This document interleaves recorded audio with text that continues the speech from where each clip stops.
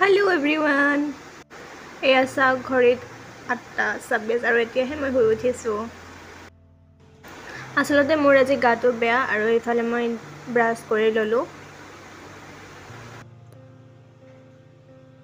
আপুনি চাগে ভাবিছে এই পাগলী হ'ল, কিয়নো এই গৰমত কম্বল জাপি আছে, কিন্তু নহয় গাইজ, না। এয়া ওপৰত আছে ফেন আৰু এইফালে কম্বল, মানে দুটা বস্তুৱে লিমিটত চলি থাকে আৰু। এইফালে মই গা ধুই আহি কেনে পেট পূজাটো কৰি ল'লোঁ।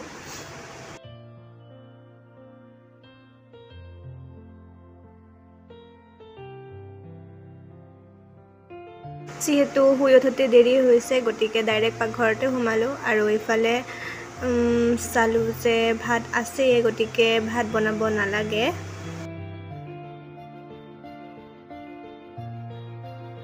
আৰু যিহেতু গা বেয়া, সেইবাবে মই দালিখিনি বহাই দিলোঁ, কাৰণ একো বনাব ইচ্ছাই নাছিলে।